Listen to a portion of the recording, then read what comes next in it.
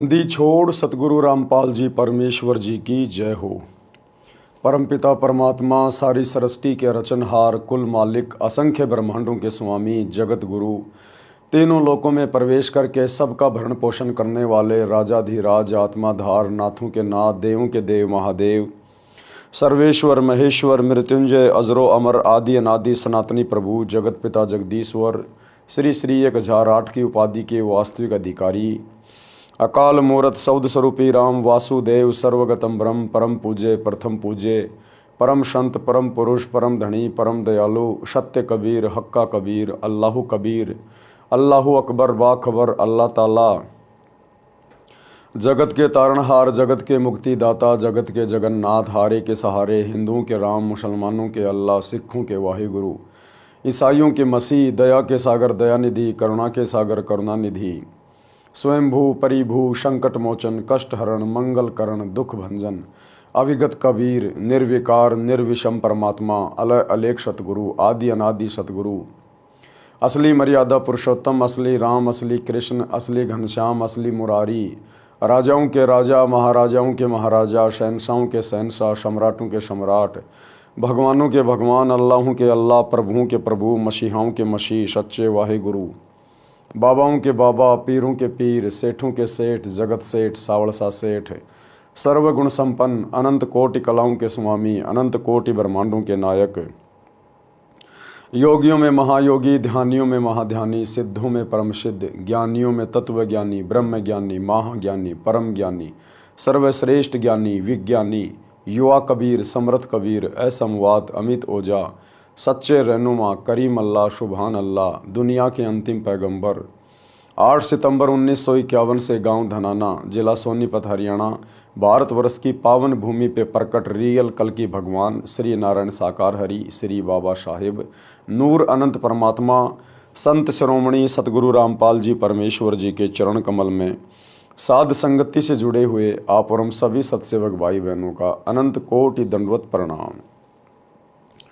सत्साई भाई और बहनों, दया परम पिता परमेश्वर जी की, सारी सृष्टि के रचनहार सतगुरु रामपाल जी भगवान की, जिनके शुभ आशीर्वाद से, विशेष आशीर्वाद से, उन्हीं के कर कमल से लिखित पवित्र पुस्तक जीने की राह के ऊपर वीडियो बनाने की श्रृंखला जारी है।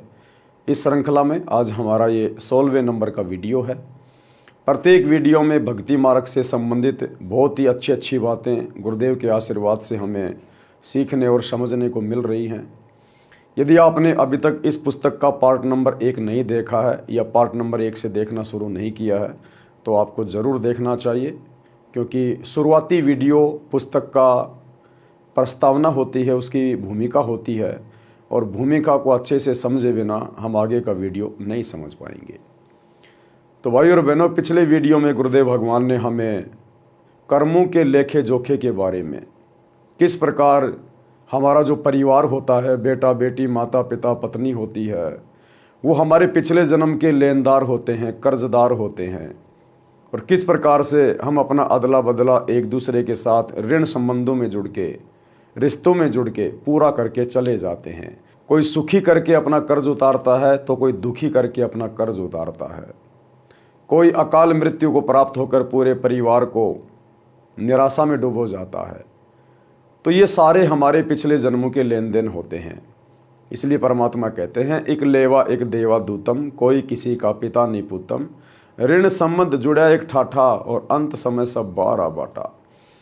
मरने के बाद में वो बेटा कहीं जाएगा, बेटी कहीं जाएगी, वो बाप कहाँ जाएगा, माँ कहाँ जाएगी, स्वयं कहाँ जाएगा, कोई भरोसा नहीं।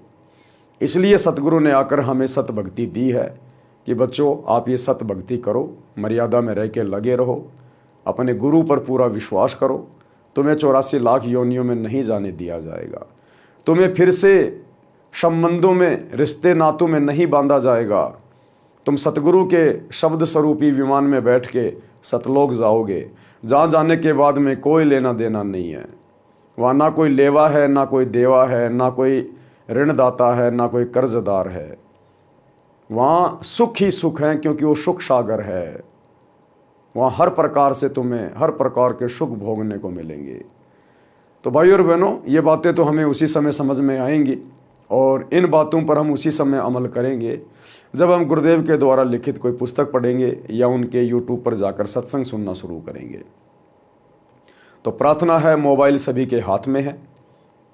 सृष्टि रचना सतगुरु रामपाल जी भगवान, इस प्रकार से यूट्यूब पर जाकर सर्च करें और गुरुदेव के सत्संग अति शीघ्र सुनना शुरू करें।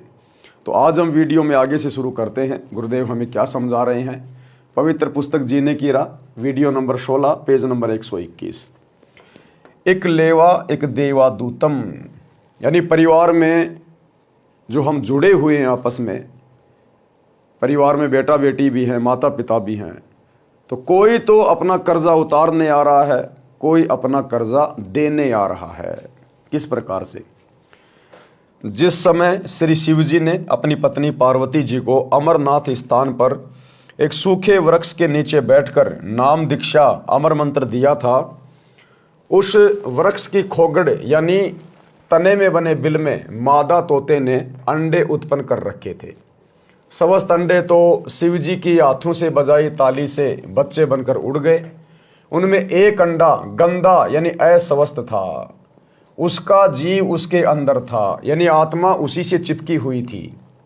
जब श्री शिव जी ने श्री पार्वती जी को दीक्षा मंत्र सुनाया तो वह गंदा अंडा स्वस्थ हो गया और तोते का बच्चा बन गया।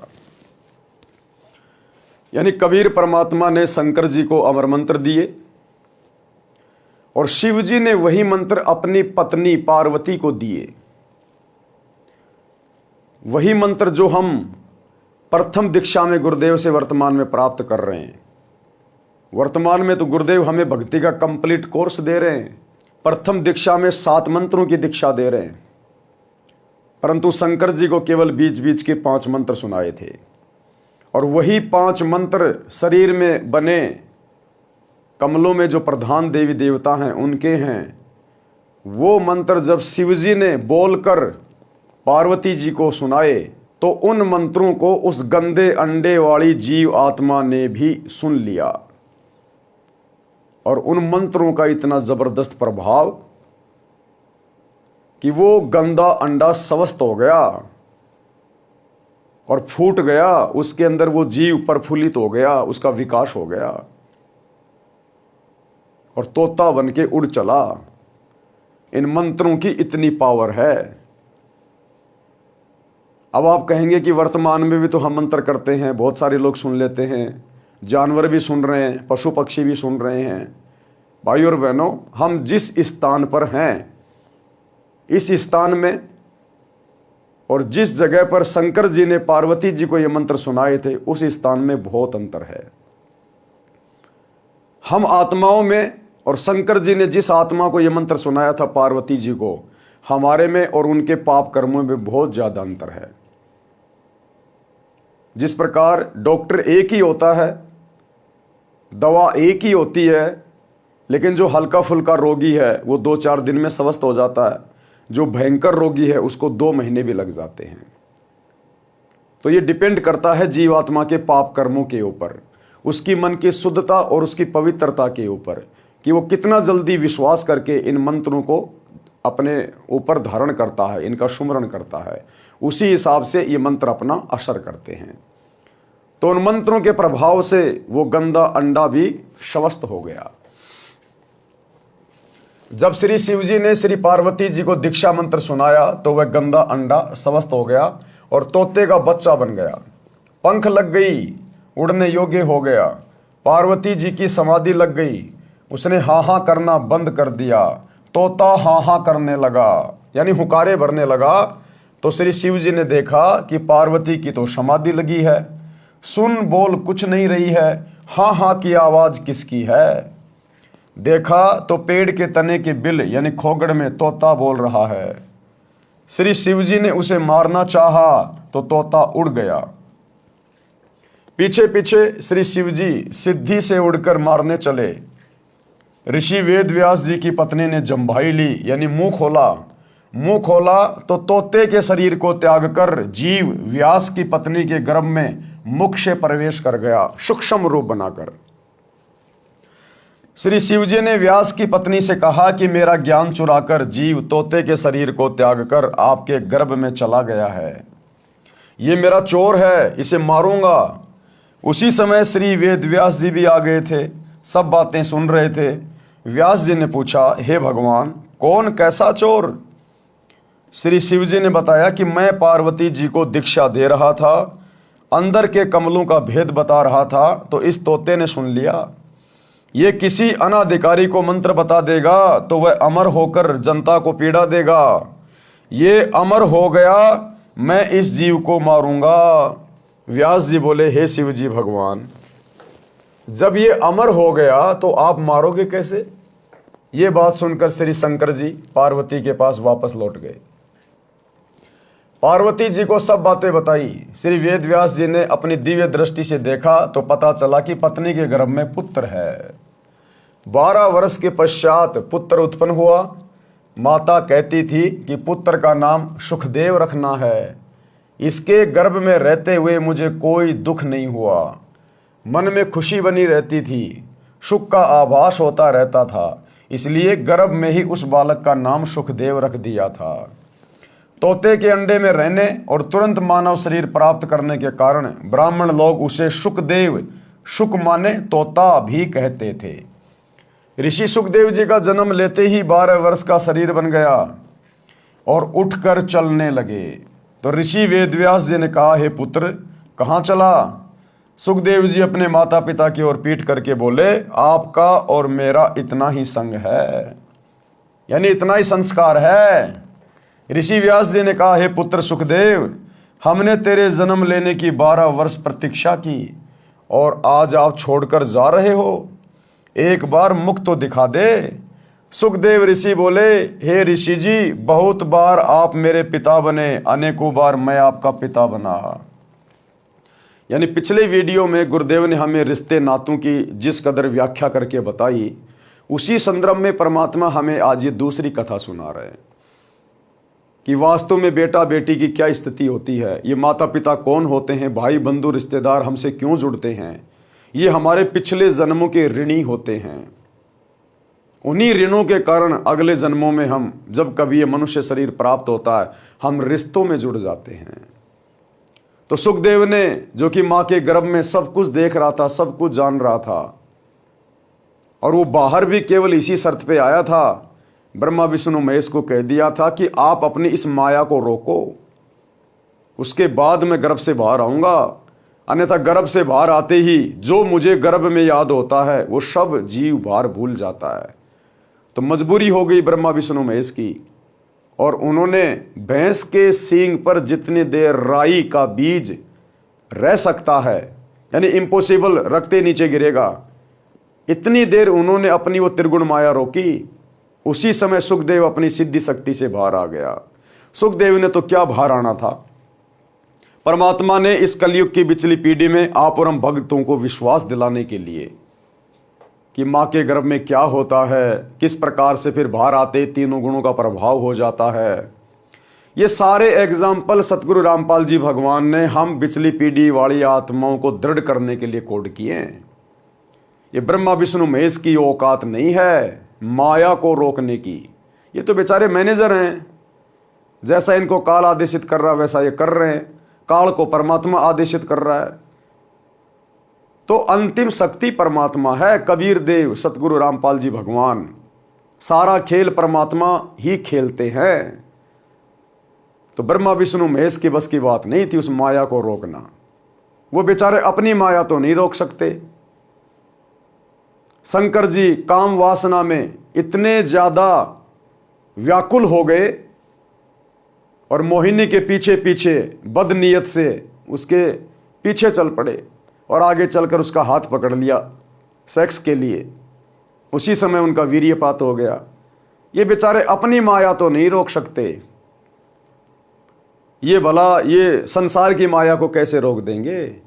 तो रोकने वाले परमपिता परमेश्वर कबीर देव सतगुरु रामपाल जी भगवान हैं। आप और हमें इस भक्ति मार्ग पर वर्तमान समय में दृढ़ करने के लिए, क्योंकि मालिक को पता है ये काल का भयंकर जाल है, अंत समय में ये जीव आत्मा अपने परिवार को देखकर कहीं व्याकुल ना हो जाए, कहीं अपने पोता पोती को देखकर कि इतने साल मैं इनके साथ में रहा, मैं जिया, आज मैं जा रहा हूँ, उस परिवार की मोह ममता में अपना पैर ना फंसा ले। तो सुखदेव की कथा के माध्यम से कि किस प्रकार से जीव आत्माएं आपस में ऋण संबंध में बंधती है, तो हमें वो गर्व वाली बातें गुरुदेव इन कथाओं के माध्यम से याद दिला रहे हैं कि यहाँ कोई किसी का बेटा नहीं, कोई किसी की बेटी नहीं। अरे तेरे घर में जन्म लेने से पहले वो कहाँ था, तेरे को पता है क्या? फिर काहे का तू ठेकेदार बन रहा है? और कब वो तुझे छोड़ के चला जाएगा, और चला जाएगा तो कहाँ जाएगा? तेरा है तो उसको पकड़ के रखना, क्यों मरने दे रहा है? तो गुरुदेव हमें हकीकत बता रहे हैं कि यहां हर जीव अपना कर्म भोगता है। ना जाने कितने हमारे बेटा बेटी बन चुके हैं, आज हमारे में जो गधे कुत्ते सुअर बन के घूम रहे हैं, वो हमारे दादा दादी नाना नानी हमारे बेटा बेटी वही हैं जो पिछले जन्मों में हमारे बेटा बेटी थे, हम उनके माता पिता थे, वो वही घूम रहे हैं। उनके प्रति तो कोई प्रेम नहीं है, कोई प्यार नहीं है कि मेरा बेटा कुत्ता बन गया, कुतिया बन गई। कोई बता दे कि पिछले जन्म में ये तेरा बेटा था, तो भी उस कुत्ते में अपनापन नहीं आएगा नजर। तो ये काल की भयंकर माया है। वर्तमान जो रिश्ते नाते होते हैं वो केवल उन्हीं में उलझा के रखता है। तो सुखदेव की कथा के माध्यम से गुरुदेव हमारी आंखें खोलना चाह रहे हैं कि बच्चों, ये रिश्ते नातों की हकीकत है जो तुम्हें बताई जा रही है। अब वो तोते की आत्मा, तोते के शरीर में था वो ऋषि सुखदेव, और जैसे ही वेदव्यास की पत्नी ने जम्भाई ली, मुंह फाड़ा, उसी समय तोते का शरीर छोड़कर सूक्ष्म रूप बनाकर और उसकी पत्नी के गर्भ में चला गया। तो इसी प्रकार हमारे परिवार में जो बेटा बेटी आ रहे हैं, पोता पोती आ रहे हैं, ये ना जाने कोई गधे की योनि से आ रहा है, कोई कुत्ते की योनि से आ रहा है, पोते आ रहे हैं, ये ना जाने कोई गधे की योनि से आ रहा है, कोई कुत्ते की योनि से आ रहा है, हो सकता है कोई इंसान की योनि से आ रहा हो। मरने के बाद अगर ये सतभक्ति नहीं की सतगुरु रामपाल जी भगवान की, तो मरने के बाद कोई गधा बनेगा, कोई कुत्ता बनेगा, कोई शुअर बनेगा। तो ये जीवात्मा जब से हम सतलोक से आए हैं इस काल के साथ में, तब से हम अपना इसी प्रकार से कर्म भोग रहे हैं। तो गुरुदेव के कहने का मतलब है कि बच्चों, तुम इन रिश्ते नातों में मत भटकना, मत घूमना। ये मेरी आत्मा है और मैंने देखना है किसको कब पार करना है, किसको किसके गर्भ में भेजना है, किसको किसका बेटा बनाना है, किसको किसकी माँ बनाना है, किसका बाप बनाना है। ये तुम्हारा काम नहीं है। तुम अपनी जिम्मेदारियों तक सीमित रहो, बाकी समय, बाकी ध्यान केवल अपनी भक्ति में लगाओ। सुखदेव ऋषि बोले, हे ऋषि जी, बहुत बार आप मेरे पिता बने, अनेकों बार मैं आपका पिता बना। ये तो बड़ा बखेड़ा यानी झंझट है। मैं भक्ति करके जन्म मरण से मुक्ति करवाऊंगा। मैं आपकी ओर मुख इसलिए नहीं कर रहा हूं कि कहीं मेरा आप में मोह ना हो जाए। और ये मोह कटता है केवल गुरुदेव के तत्व ज्ञान से, गुरुदेव के आशीर्वाद से। गुरुदेव ने हमें जो भक्ति दी है, इस भक्ति की शक्ति से ना देखने से मोह नहीं कटेगा। चलो, सुखदेव ने आंखों से तो नहीं देखा, लेकिन उस मन को कैसे मारेगा जो बार बार ये कहता है कि वो तेरा बाप था, वो तेरा बाप है, वो तेरी माँ थी, वो तेरी माँ है।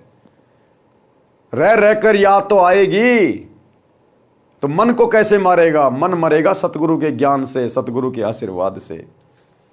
ये कहकर संत गरीबदास जी ने वाणी द्वारा बताया है कि एक लेवा एक देवा दूतम, कोई किसी का पिता न पूतम। ऋण संबंध जुड़ा एक ठाठा, अंत समय सब बारा बाटा। और मरने के बाद में वो बेटा कहीं गया, बाप कहीं गया, दादा दादी कहाँ गए, किसी को कोई लेना देना नहीं। 2 4 5 दिन रो लिए, 12 13 करके फिर अपने जीवन में मस्त हो गए। भावार्थ, सुखदेव जी ने कहा कि जो परिवार के सदस्य बेटा बेटी आदि आदि नातों में हैं, वे सब पूर्व जन्मों का ऋण लेने या देने के लिए जुड़े हैं। वास्तव में कोई किसी का पिता पुत्र नहीं है। मृत्यु के उपरांत सब अपने अपने संस्कारवश भिन्न भिन्न स्थानों पर जाकर अन्य शरीर धारण कर लेते हैं। इसलिए कोई किसी का पिता पुत्र नहीं है। हम लोग कहावत सुनते थे कि महाभारत के युद्ध में चक्रव्यूह में जब अभिमन्यु मारा गया, तो श्री कृष्ण जी उसको जीवित नहीं कर पाए। अपने भाणजे को श्री कृष्ण जी जीवित नहीं कर पाए। अर्जुन बड़ा व्याकुल हो गया और एक दिन श्री कृष्ण जी से बोला कि हे केशव, मुझे मेरे पुत्र के दर्शन करवाओ, मैं उसके वियोग में बड़ा व्याकुल हूं, मुझे बहुत ज्यादा ये पुत्र मोह सता रहा है। तो श्री कृष्ण जी लेके गए अर्जुन को ऊपर, जहाँ पर उसका बेटा बैठा हुआ था स्वर्ग में। थोड़े बहुत समय के लिए जो उसने कोई अच्छे दान पुण्य किए थे, कोई भक्ति की थी, कोई शुभ कर्म किए थे, उनके प्रतिफल में वो स्वर्ग में बैठा हुआ था, अपने यार दोस्तों के साथ में ताश पत्ते खेल रहा था, शतरंज खेल रहा था। अब वो आत्मा तो वहाँ से शरीर छोड़ गई, उसने तो दूसरा जन्म वहाँ पा लिया, उसको तो दूसरे माता पिता मिल गए, उसको तो कुछ भी याद नहीं है। अब श्री कृष्ण जी जब अर्जुन को लेकर गए, अब वहां जाते ही अर्जुन तो अपने बेटे को पहचान गया, गले लग गया, हाय मेरा बेटा, हाय मेरा अभिमन्यु, तू कैसा है बेटा, मैं तेरे वियोग में व्याकुल हो रहा हूं, क्या तुझे मेरी याद नहीं आती? वो अभिमन्यु उसके मुंह की ओर देख रहा है और बोला, भाई साहब कौन हो आप, क्यों जबरदस्ती मेरे सिर पड़ रहे हो, कौन किसका बेटा? बोला, ना जाने तू कितनी बार मेरा बाप बन लिया, मैं कितनी बार तेरा बाप बन लिया, ये वहां का रिश्ता वहीं तक सीमित था, मुझे तो याद भी नहीं है तो कौन अर्जुन है, मैं कैसे मरा था, कैसे क्या हो गया। तब अर्जुन को जाके थोड़ी बहुत सांत्वना हुई, लेकिन तत्व ज्ञान के बिना तो वो बातें रह रह के फिर भी आदमी को कसोटती रहती हैं। संस्कारवश भिन्न भिन्न स्थानों पर जाकर अन्य शरीर धारण कर लेते हैं, इसलिए कोई किसी का पिता पुत्र नहीं है। पाठकों ने उत्तर किसान के पुत्रों वाली कथा में पढ़ा है कि बड़े भाई ने छोटे मौसी के पुत्र को 8 एकड़ जमीन के लालच में मरवाया, तो वही जीव उसका पुत्र बनकर अपना ऋण लेने जन्मा और अपना हिसाब चूकता करके मर गया। इसलिए कहा है कि एक लेवा यानी ऋण लेने वाला और एक देवा यानी ऋण चुकाने वाला, दूतम कोई कहूं का पिता नहीं पूतम। ऋण संबंध जुड़ा एक ठाठा यानी परिवार रूप में ठाठ से रहते दिखाई देते हैं और अचानक मृत्यु हो जाती है, अंत समय में 12 बाटा यानी मृत्यु के पश्चात कोई कहीं और जन्म लेगा, यानी 12 बाट, 12 रास्तों पर चले जाएंगे, अलग अलग रास्तों पर चले जाएंगे। इतनी वार्ता पिता से करके सुखदेव आकाश में उड़कर अन्य स्थान पर चला गया। प्रिय पाठकों, इसलिए भक्ति करो और जीव का कल्याण करवाओ, केवल परिवार से चिपक कर अपना जीवन नष्ट ना करो। परमात्मा की भक्ति से ऋण भी सफलता से उतर जाएगा।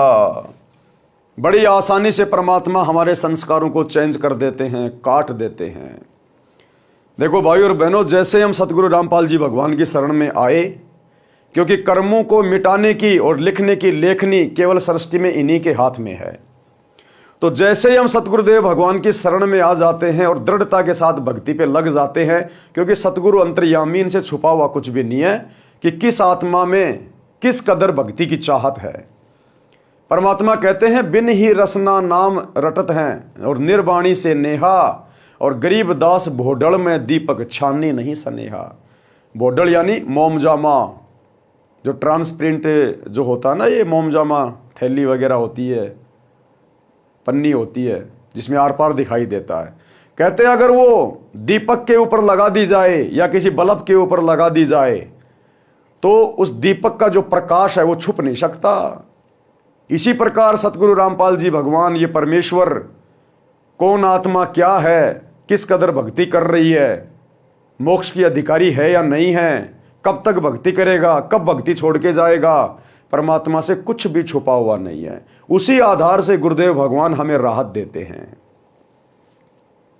तो मालिक को पता है इन सब बातों का, इसलिए गुरुदेव भगवान हमें कह रहे हैं कि बच्चों भक्ति पे ध्यान दो, इन रिश्ते नातों के चक्करों में ना पड़ो। जैसे ही हम गुरुदेव से दीक्षा लेते हैं, परमात्मा हमारा भक्ति भाव देखकर हमारे पिछले सारे संस्कारों को काट देता है और आगे से हमें ज्ञान ऐसा दे देगा, हम नया संस्कार जोड़ेंगे नहीं।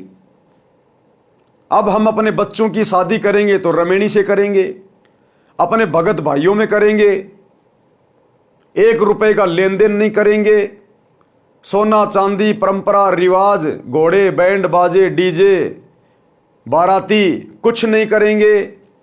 सिंपल कपड़े में हमारी बेटी हमारी बहन जाएगी या दूसरे के घर से आएगी, एक चम्मच भी लेके नहीं आएगी, 2 जोड़ी कपड़े अपने ले आएगी पहनने वाले, नहीं तो उनकी भी आवश्यकता नहीं है। तो हमारा कोई ऋण संबंध चढ़ेगा ही नहीं, कोई बढ़ेगा ही नहीं। हमारा ऋण तो उस समय बढ़ेगा जब हम अपनी बेटी को, अपनी बहन को घर से विदा करते समय दुनिया भर का सोना चांदी दे देंगे, महंगे महंगे उसको कपड़े लाके दे देंगे, शादी का जोड़ा लाके देंगे, हैं, दुनिया भर का दहेज दे देंगे, दामाद को घड़ी लाके देंगे, सोने की चैन, सोने की अंगूठी लाके देंगे, मोटरसाइकिल देंगे, बड़ी बड़ी गाड़ी देंगे, तो हमारा ऋण संबंध फिर से जुड़ जाएगा, हम फिर से लेन देन के चक्कर में पड़ जाएंगे। तो वो काम अब गुरुदेव से ये ज्ञान लेने के बाद हम करेंगे नहीं, तो हमारे आगे फिर ऋण संबंध बनेंगे नहीं। ऋण संबंध नहीं बनेंगे तो हम काल की तरफ से मुक्त हो जाएंगे, और मुक्त हो गए तो हमारा मोक्ष हो जाएगा, और पिछले संस्कार गुरुदेव हमारे भस्म कर देगा। लेखनी इनके हाथ में है। तो इस प्रकार से भाई और बहनों हमारा यहाँ से पीछा छूटेगा। इसलिए गुरुदेव का यही प्रयास है कि हम किसी भी प्रकार के ऋण संबंधों में ना बंधें, ना जुड़ें, फालतू में किसी के साथ लेन देन ना करें, किसी की चोरी ठगी ना करें, रिश्वत ना लें, किसी की औरत पर या किसी के धन पर गंदी नीयत ना रखें, अन्यथा फिर से हमारे संस्कार जुड़ने शुरू हो जाएंगे। तो क्या कह रहे हैं गुरुदेव? इसलिए भक्ति करो और जीव का कल्याण करवाओ, केवल परिवार से चिपक कर अपना जीवन नष्ट ना करो। परमात्मा की भक्ति से ऋण भी सफलता से उतर जाएगा। कथनी और करनी में अंतर घातक है, ये बहुत इंपॉर्टेंट बात है। करनी तज कथनी कथय, अज्ञानी दिन रात, कुत्ते जो भोगत फिरे, सुनी सुनाई बात है।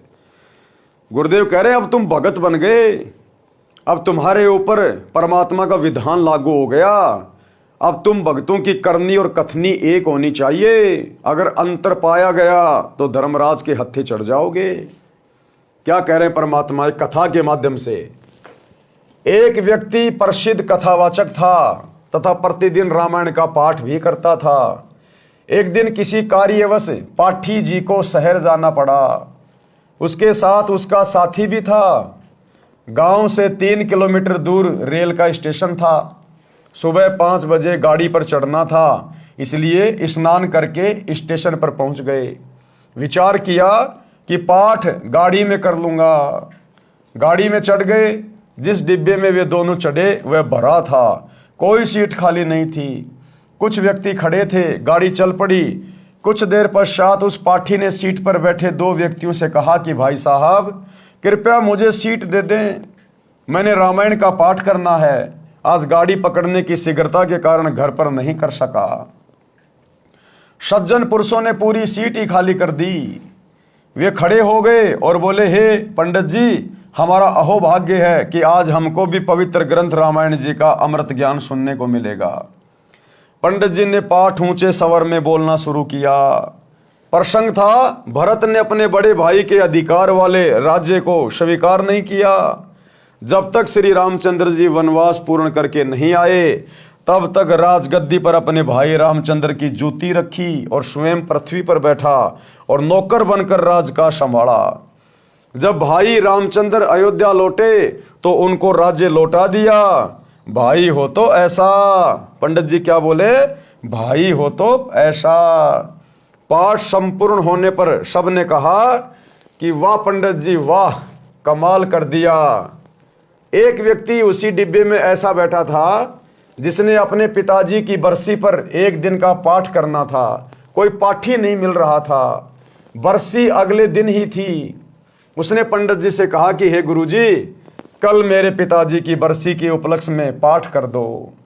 पंडित जी बोले कि कल नहीं कर सकता। सब उपस्थित यात्रियों ने कहा कि पंडित जी, आपका तो कार्य यही है, इस बेचारे के लिए मुसीबत बनी है, परंतु पाठी साफ मना कर रहा था। सबने पूछा कि ऐसा क्या आवश्यक कार्य है जो आप कल पाठ को मना कर रहे हो? पंडित जी बात को टाले, बस वैसे ही, हकीकत नहीं बता रहा पंडित जी। उसका साथी, उस पंडित जी का साथी जो उसका गवाह बन के उसके साथ में जा रहा था, उसका साथी बोला कि मैं सच्चाई बताऊं, ये कल क्यों पाठ नहीं कर सकता? इसने अपने बड़े भाई पर 50 गज की कुर्डी के गड्ढे पर, कुर्डी क्या होती है? जहां पर गाय भैंस का गोबर डाला जाता है, छोटी सी जगह होती है वो। तो वो साथी क्या बोला? इसने अपने भाई पर 50 गज की कुर्डी के गड्ढे पर मुकदमा कर रखा है। मैं इसका गवाह हूं, कल की तारीख है। अब बताओ, वो कथा तो सुना रहा है भरत और रामचंद्र की कि भाई हो तो ऐसा, राज्य भी त्याग दिया, नौकर बन के राज्य किया भगत ने, भाई हो तो ऐसा, और खुद ने अपने भाई के ऊपर मुकदमा कर रखा है। तो परमात्मा कहते हैं करनी तज कथनी कथ है, और अज्ञानी दिन रात, और कुत्ते जो भौंकत फिरे सुनी सुनाई बात।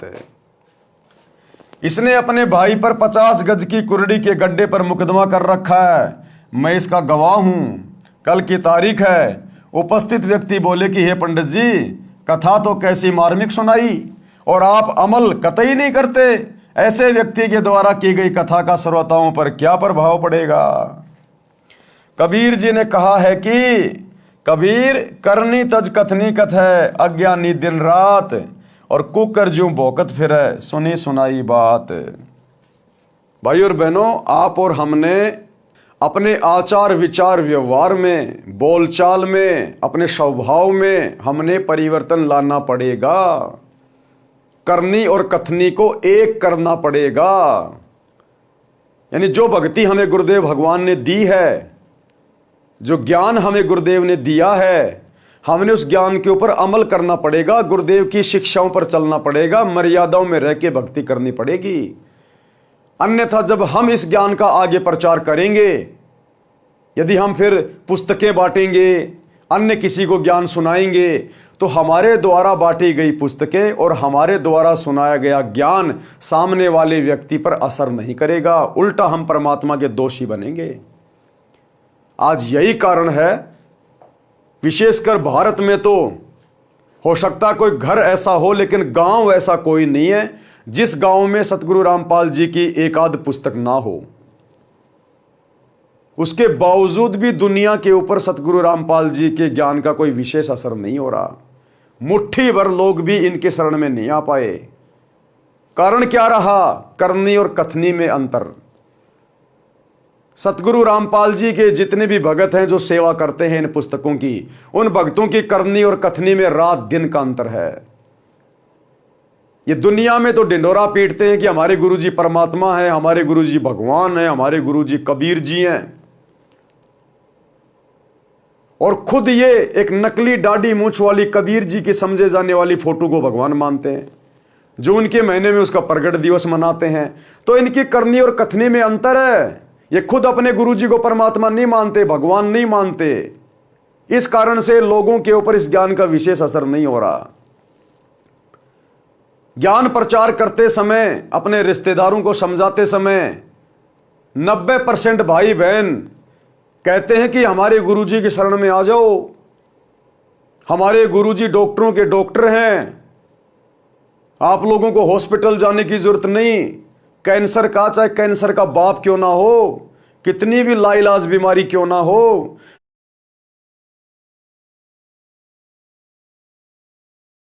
परमात्मा नहीं मानते, भगवान नहीं मानते। इस कारण से लोगों के ऊपर इस ज्ञान का विशेष असर नहीं हो रहा। ज्ञान प्रचार करते समय, अपने रिश्तेदारों को समझाते समय 90% भाई बहन कहते हैं कि हमारे गुरुजी की शरण में आ जाओ, हमारे गुरुजी डॉक्टरों के डॉक्टर हैं, आप लोगों को हॉस्पिटल जाने की जरूरत नहीं।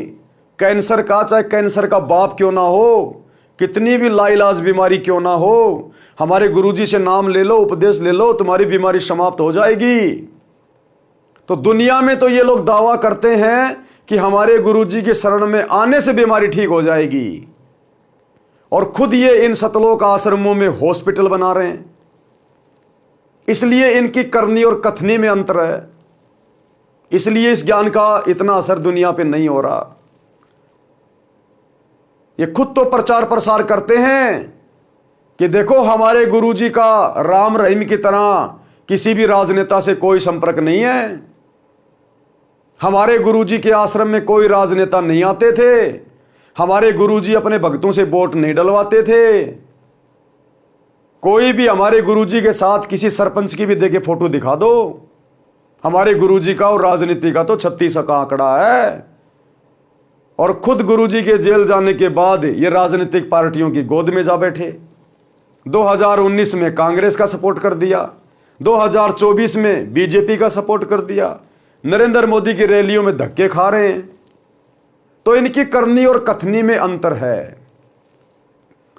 ये दुनिया को तो नियम समझाते हैं नाम दीक्षा देते समय कि गुरुजी का आदेश है। भक्तों ने मोबाइल में वीडियो गेम भी नहीं खेलना, कोई ताश खेल रहा है उसके पास बैठना भी नहीं है। ये खेल हमारा समय और समाज से बर्बाद करते हैं। और खुद इन्होंने धनाना गांव के लड़कों के लिए 1 करोड़ रुपए में बैडमिंटन का स्टेडियम बना दिया। तो इनकी करनी और कथनी में अंतर है, इसलिए दुनिया पे असर नहीं हो रहा। ये दुनिया को तो समझ आते हैं जीव हमारी जाति है, मानव धर्म हमारा, हिंदू मुस्लिम सिख ईसाई धर्म कोई नहीं न्यारा, कि हम सब एक ही परमात्मा के बच्चे हैं। ये धर्म तो इस काल ने बना दिए, हमने धर्म के चक्कर में नहीं पड़ना चाहिए। हिंदू भी अपने भाई, मुसलमान भी अपने भाई। और बांग्लादेश के मुसलमानों के खिलाफ मध्य प्रदेश में विश्व हिंदू परिषद और बजरंग दल के साथ में मिलकर रैलियां निकाल रहे हैं। तो इनकी करनी और कथनी में अंतर, इसलिए दुनिया वालों पर इस ज्ञान का विशेष असर नहीं हो रहा। खुद तो कहते हैं कि हमें भक्ति करनी चाहिए, मानव जन्म दुर्लभ है, मिले न बारंबार, जैसे पेड़ से पत्ता टूट गिरे बहुर न लगता डार। और हमारे गुरुजी कहते हैं कि कहता हूं कहीं जात हूं, कहूं बजाकर ढोल, श्वास जो खाली जात है 3 लोक का मोल। और हमारे गुरुजी कहते हैं कि दुनिया से ती दोस्ती, पड़े भजन में भंग, एक का एक की राम से या साधु के संग। कि हमने फालतू में जगत वालों के साथ नहीं बैठना चाहिए, फालतू में कोई हंसी मजाक नहीं करना चाहिए, हमें संसार से कोई लेना देना नहीं है। और खुद ये आनंदपाल जैसे गैंगस्टरों की सीबीआई जांच के समर्थन में राजपूत करनी सेना की रैलियों में जाके बैठते हैं, हरियाणा के जाट आरक्षण में जाके बैठ जाते हैं महीने महीने भर। तो इनकी करनी और कथनी में अंतर है, इसलिए दुनिया पे इस ज्ञान का विशेष असर नहीं हो रहा। ये दुनिया में तो ढिंढोरा पीटते हैं कि हमारे गुरुजी, अगर तुम्हारी किडनी भी फेल हो गई हमारे गुरुजी से नाम ले लो, बिना ऑपरेशन के हमारे गुरुजी किडनी ठीक कर देंगे। और खुद ये इन आश्रमों में कैंप लगा लगा के अपने दांतों को चेक करवा रहे हैं, आंखों को चेक करवा रहे हैं, ब्लड डोनेशन के कैंप लगा रहे हैं, किडनियां दान कर रहे हैं। तो इनकी करनी और कथनी में रात दिन का अंतर है, जिस कारण से सतगुरु का अनमोल ज्ञान लोगों पे असर नहीं कर रहा। क्योंकि ये पुस्तकें बांटते समय ऐसे लोगों का हाथ लग जाता है, ये लोग माध्यम बन गए, निमित्त बन गए। तो निमित्त करता यदि मर्यादा में नहीं है, गुरु के वचन में नहीं है, गुरु को परमात्मा नहीं मानता है, गुरु की शिक्षाओं पे अमल नहीं कर रहा है, तो उस भगत के द्वारा बांटी गई पुस्तकें भी सामने वाले पर पूरा असर नहीं करेंगी। इसलिए भाई और बहनों, परमात्मा कह रहे हैं कि भक्ति मार्ग में आने के बाद बच्चों तुम्हारी करनी और कथनी एक हो जानी चाहिए, तब कहीं जाकर तुम्हारा भी आत्म कल्याण होगा और तुम्हारे शब्दों का किसी दूसरे के ऊपर असर पड़ेगा। गरीबदास जी ने भी कहा है, गरीब बीजक की बाता कहें बीजक नाई हाथ। शब्दार्थ, जो व्यक्ति कहते हैं ज्ञान की बातें, औरों को शिक्षा देते हैं कि किसी का बुरा मत करो, परंतु स्वयं गलती करते हैं, वे आध्यात्मिक गुरु उस कुत्ते के समान हैं जो व्यर्थ में भोगता रहता है। उसी प्रकार ये धर्मगुरु एक दूसरे से कथा सुनकर शिष्यों को सुनाते रहते हैं, स्वयं अमल नहीं करते। वाणी नंबर 2, वे अज्ञानी धर्मगुरु तत्व ज्ञान कहकर कोरे अज्ञान का प्रचार करते हैं, क्योंकि उनको तत्व ज्ञान का पता नहीं है। वे झूठे व्यक्ति पृथ्वी पर मानव के अनमोल जीवन का नाश करने के लिए जन्मे होते हैं। सत्संग से मिली भक्ति की राह। अब मनुष्य शरीर को, स्त्री या पुरुष के शरीर को सफल करने के लिए यदि हमें कोई रास्ता मिल सकता है, राह मिल सकता है, तो केवल सतगुरु के सत्संग से मिलेगा, सतगुरु के द्वारा लिखी गई पवित्र पुस्तकों से मिलेगा, सतगुरु के फॉलोवर जो सतगुरु की शिक्षाओं पे चलते हैं उनके संपर्क में आने से मिलेगा। तो किस प्रकार से सत्संग में आने से भक्ति की राह मिलती है। संत नित्यानंद जी का बचपन का नाम नंदलाल था। वे ब्राह्मण कुल में जन्मे थे। संत गरीबदास जी गांव छुड़ानी जिला झज्जर के कुछ समय समकालीन थे। संत गरीबदास जी का जीवन सन 1717-1778 तक रहा था। उस समय ब्राह्मणों का विशेष सम्मान किया जाता था, सर्वोच्च जाति मानी जाती थी, जिस कारण से गर्व का होना स्वाभाविक था। नंदलाल जी के माता पिता का देहांत हो गया था।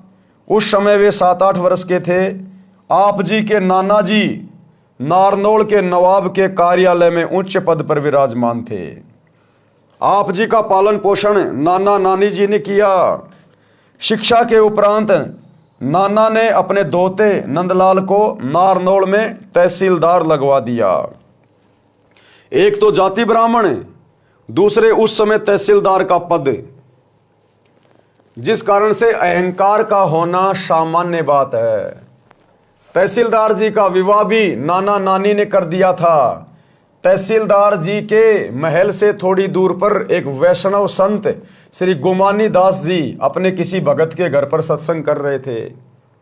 वे श्री विष्णु जी के भगत थे। सभी संतजन अपने सत्संग में परमात्मा कबीर जी की अमृतवाणी का सहयोग अवश्य लेते हैं, क्योंकि कबीर परमेश्वर की वाणियों के बिना सत्संग अधूरे हैं।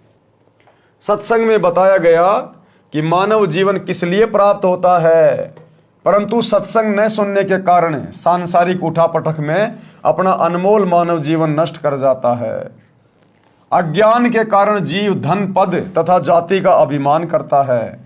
भक्ति न करने वाला प्राणी अगले जन्म में गधे, कुत्ते, बैल आदि पशु पक्षियों के शरीर में कष्ट उठाता है। इसलिए अभिमान त्याग कर पूर्ण संत से, पूर्ण संत कौन? सतगुरु रामपाल जी परमेश्वर। एक समय में पृथ्वी पर एक ही पूर्ण संत होता है। इसलिए अभिमान त्याग कर पूर्ण संत से दीक्षा लेकर अपना कल्याण करवाना चाहिए, अन्यथा पर्वत से भारी कष्ट भोगना पड़ेगा। सत्संग की आवाज सुनकर तहसीलदार मकान की छत पर कुर्सी लेकर बैठ गया। पूरा सत्संग सुना। दीक्षा लेने की प्रबल प्रेरणा बन गई, परंतु जाति और पद का अहंकार परेशान कर रहा था कि मैं जाति से ब्राह्मण, पोस्ट मेरी तहसीलदार की, और यदि मैं नाम दीक्षा लेने जाऊंगा तो दुनिया क्या कहेगी। इस कारण से वो विचार करने लगा, ब्राह्मणों की कितनी इज्जत है, फिर मैं तहसीलदार हूं, सत्संग में सामान्य लोग जाते हैं, मुझे शर्म लगेगी, कैसे जाऊंगा आश्रम में। स्वामी गोमानी दास जी का आश्रम नारनौल शहर से लगभग 1.5 किलोमीटर दूर पर था। अंत में एक दिन निर्णय लिया कि सुबह वक्त से आश्रम में पहुंच जाऊंगा, यानी सुबह जल्दी चला जाऊंगा। अन्य व्यक्ति जाएंगे, तब तक तो दीक्षा लेकर लौट आऊंगा। सत्संग करके संत जी आश्रम में चले गए। सुबह उठकर कुछ देर सैर करते थे। एक दिन नंदलाल जी घोड़े पर बैठकर सुबह आश्रम की ओर जा रहे थे। गोमानी दास जी सैर के लिए उसी रास्ते पर जा रहे थे। उधर से जो संत थे गोमानी दास जी सुबह सुबह अपने आश्रम से थोड़ा घूमने के लिए उसी रास्ते में टहल रहे थे, जा रहे थे। संत जी ने सिर के बाल कटा रखे थे, उस तरह फिरा रखा था, सिर पर कोई वस्त्र नहीं था। नंदलाल जी ब्राह्मण होने के नाते शोण कशोण पर विश्वास करते थे। किसी अच्छे कार्य के लिए जाते और आगे से कचकोल काटे, यानी सिर पर उस तरह फिराए कोई आ जाता तो अपना जाना रद्द कर देते थे। शोण कशोण माना करते थे कि ये शुभ है, ये अशुभ है। आश्रम में दीक्षा लेने जा रहे थे। जिंदगी का सर्वोत्तम दिन था। आगे से सिर पर उस तरह फिराए एक व्यक्ति मिल गया। अब नंदलाल जी को पता नहीं कि ये वो संत है गोमानी दास जी जिससे मैं दीक्षा लेने जा रहा हूं। तो नंदलाल जी ने सोचा कि ये नालायक आदमी सुबह सुबह कहां टकरा गया। मैं तो नाम दीक्षा लेने जा रहा था शुभ कार्य के लिए, और ये नालायक कहां आ गया सामने। नंदलाल जी का माथा ठनका और गुस्सा आया। विचार किया कि आज दीक्षा का अवसर नहीं छोड़ना है, परंतु अपने शोण कशोण को भी निष्क्रिय करना था। इसलिए अपने आप समाधान निकाल लिया कि इस मनहूस के सिर में टोला यानी हाथ की एक उंगली का उल्टा भाग यूं मारना, टोला मार देता हूं। हम बचपन में बहुत मारा करते थे। बचपन में जब माता पिता हमारे पूरे बाल उतरवा दिया करते थे, उस तरह फिरवा दिया करते थे, तो हम एक दूसरे के यूं मारा करते थे, उंगली की यूं। उसको कहते थे टोला मारना। उसमें आवाज आती थी अच्छी सी और उसको दर्द भी अच्छा होता था, तो हम फिर उसके यूं मारा करते थे टोला। तो नंदलाल जी ने सोचा मैं इसके सिर में एक जो है टोला मार देता हूं तो मेरा काम शुभ हो जाएगा, कसौण समाप्त हो जाएगा। इसी उद्देश्य से घोड़ा उस व्यक्ति संत गुमानी दास जी के पास जाकर रोका और कहा कि हे कमबख्त, तूने आज ही सिर मुंडवा कर मेरे सामने आना था। आज मैं अपनी जिंदगी के सबसे उत्तम कार्य के लिए आश्रम में जा रहा था। ये कहकर गुमानी दास जी के सिर पर टोले मारे और घोड़ा आश्रम की ओर चला दिया। अब देखो भाई और बहनों, परमात्मा हमें शिक्षा दे रहे हैं कि संत भक्तों का व्यवहार कैसा होना चाहिए। अब गुमानी दास जी की तो कोई गलती नहीं थी, लेकिन नंदलाल जी की सोच थी। उन्होंने मार दिया टोला और गाड़ियां भी निकाल दी, लेकिन संत गुमानी दास जी ने कुछ नहीं कहा, अपने दिल पे भी नहीं ली कि ना जाने ऐसे तो साधु संतों के भक्तों के साथ में कितने निकम्मे आत्माएं टकराती हैं, इनके कर्म इनके साथ में है। संत कभी किसी से झगड़ा नहीं करते, राग द्वेष नहीं करते, मनमुटाव नहीं करते, वाद विवाद नहीं करते, तभी संत परमात्मा को प्रिय होते हैं। संतों के साथ ऐसी घटनाएं आम होती हैं, वे अधिक ध्यान नहीं देते। विचार तो किया कि व्यक्ति सभ्य तथा कोई उच्च अधिकारी तथा उच्च कुल का लग रहा था, कार्य पालियों वाले कर गया, लेकिन काम कर गया पालियों वाले। नंदलाल आश्रम में गया, वहां संत के शिष्य मिले, राम राम हुई, आने का कारण बताया, घोड़ा पेड़ से बांध दिया और संत जी के आसन के पास बिछी बोरी पर बैठ गया। संत गुमानी दास जी सैर के पश्चात स्नान करके आसन पर बैठे तो घोड़ा देखा, फिर समझते देर न लगी। नंदलाल जी ने देखा तो शर्म के मारे नीची गर्दन कर ली। अब नंदलाल जी ने देखा, रे भैया ये तो वही महात्मा है जिससे मैं उपदेश लेने आया हूं, और इसके साथ तो मैं बदतमीजी करके आ गया। अब ये भैया नाराज हो जाएगा और ये तेरे को दीक्षा नहीं देगा। नंदलाल अपने हिसाब से सोच रहा था। नंदलाल जी ने देखा तो शर्म के मारे नीची गर्दन कर ली। गुमानी दास को आश्रम के भक्तों ने बता दिया था कि ये तहसीलदार जी दीक्षा लेने आए हैं। नंदलाल जी संत के चरणों में गिर गए और टोला मारने का कारण बताया। संत गुमानी दास जी ने कहा कि हे भगत, जब हम एक आने का घड़ा कुम्हार के पास लेने जाते हैं तो उसको टोले मार मार बजा बजा के देखते हैं कि कहीं फूटा तो नहीं है। आप जी तो जिंदगी का सौदा करने आए हो, आपने गुरुजी बजा कर देख लिया तो कोई पाप नहीं किया। यानी उसकी हिम्मत बढ़ाई कि भगत कहीं निराश ना हो जाए। और संत जी ने कहा कि भैया हम एक 10-20 रुपए का एक मटका लेने के लिए कुम्हार के घर जाते हैं और हम उसको भी 3-4 बार यूं मार मार के टोला बजा बजा के देखते हैं कहीं ये फूटा हुआ तो नहीं है। और आप तो नाम दीक्षा लेने आए थे, आपने अपने गुरुजी को बजा के देख लिया। अगर वो संत गुमानी दास जी उस समय नाराज हो जाते, गुस्से में हो जाते, लड़ाई झगड़ा करने लग जाते नंदलाल जी के साथ में कि तूने मेरा टोला क्यों मारा, क्या समझता अपने आप को, कोई बड़ा अधिकारी है तो मेरे ऊपर राजा है क्या, तेरे को शर्म नहीं आई, तो भाई वो नंदलाल जी उस गुमानी दास को फिर आश्रम में देखकर दीक्षा नहीं लेता कि ये काहे का संत है, काहे का भगत है। रात को तो सत्संग बड़ा प्यारा प्यारा सुना रहा था कि जो तो को काटा बोवे वाको बो तू फूल, तो ए फूल के फूल है वाको है त्रिशूल। और यहां मैंने जरा सी इसके साथ में बदतमीजी की तो ये आग बबूला हो गया। तो करनी तज कथनी कथे अज्ञानी दिन रात, कुत्ते ज्यों भौंकत फिरे सुनी सुनाई बात। तो नंदलाल जी कभी भी उससे दीक्षा नहीं लेते, लेकिन उस संत के व्यवहार ने नंदलाल जी को सोचने पे विवश कर दिया। तो इसी प्रकार भाइयों और बहनों, सतगुरु से उपदेश लेने के बाद हम भक्तों के शील, संतोष, विवेक, दया, अक्षमा, धैर्य, कभी भी सतगुरु परीक्षा ले सकता है। कैसी भी घटनाएं घटित करके, कैसा भी माहौल बना के सतगुरु हमारी कभी भी परीक्षा ले सकता है। जैसे सेव, समन और नेकी की परीक्षा ली सतगुरु ने परिस्थितियां पैदा करके। तो हमारी करनी और कथनी में अंतर नहीं होना चाहिए, परिस्थितियां चाहे हमारे सामने कैसी भी क्यों ना हो। और देखो, जब हमारी परीक्षा होती है तो उस समय विपरीत परिस्थितियां होती हैं, विपरीत, क्योंकि विपरीत परिस्थितियों में तो पता चलेगा कि भगत को ज्ञान कितना है, भगत मर्यादा में कितना है, भगत को धैर्य कितना है, भगत में विवेक कितना है। ये विपरीत परिस्थितियों में ही पता चलेगा। परमात्मा कहते हैं ज्ञान संपूर्ण हुआ नहीं और हृदय नहीं छिदाए, और भाई देखा देखी भक्ति का रंग नहीं ठहराए।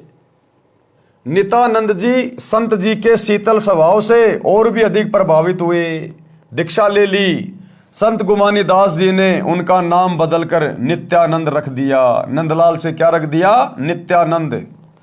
जब सत्संग से जीने की राह मिली तो नित्यानंद जी ने वाणी बोली। क्या वाणी बोली फिर? ब्राह्मण कुल में जन्म था, मैं करता बहुत मरोड़, मरोड़ यानी अहंकार, और गुरु गुमानी दास ने दिया कुबुद्धि गढ़ तोड़। ये कुबुद्ध का गढ़, ये काल का जाल, ये मोह ममता, ये पांचों विकार केवल सतगुरु के सत्संगों से हट सकता है, दूसरा धरती पे कोई तरीका नहीं है। तो भाई और बहनों, नित्यानंद जी को भी पूर्ण संत नहीं मिला, पूर्ण तत्वदर्शी संत नहीं मिला, पूर्ण मोक्ष का मार्ग नहीं मिला। वो आत्मा भी अभी तक भटक रही है, क्योंकि उसको जो संत मिले थे गुमानी दास जी, वो केवल विष्णु तक के अधिकारी थे। आप और हमारा सौभाग्य देखिए, आप वर्तमान में हमें पूर्ण परमेश्वर प्राप्त हो गए, पूर्ण परमेश्वर, पूर्ण मुक्ति का मार्ग मिल गया।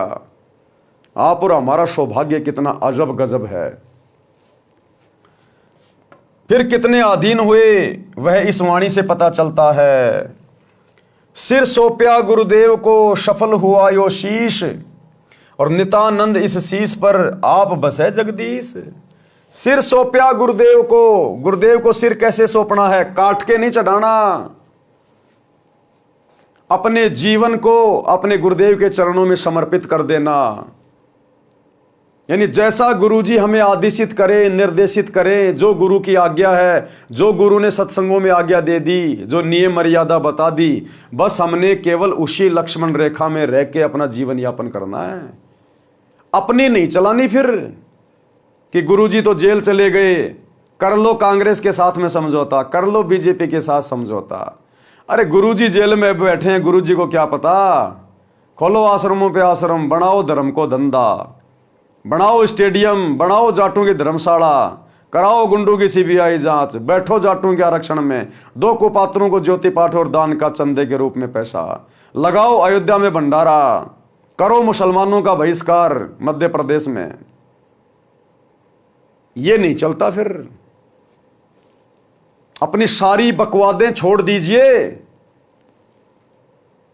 यदि किसी को बीड़ी पीने की आदत है, शराब की लत है, चोरी की लत है, परमात्मा कहते हैं वो सारे कुकर्म अपने गुरुजी के चरणों में समर्पित कर दो। उसी को कहते हैं जीवित मरना, मन को मारना। सिर सौंपया गुरुदेव को, यानी नाम दीक्षा लेने के बाद हम अपना सिर यानी अपने आप को अपने गुरुदेव के चरणों में समर्पित कर देते हैं, हम दास बन जाते हैं। और दास फिर केवल उतना ही करता जितना उसका मालिक उसको आदेश देता है। दास अपनी मर्जी से भक्ति मार्ग पर अपने मालिक के आदेशों के विरुद्ध एक कदम भी नहीं चलता। उसको कहते हैं असल में दास। इस प्रकार से हमने अपने आप को गुरुदेव के प्रति समर्पित करना है।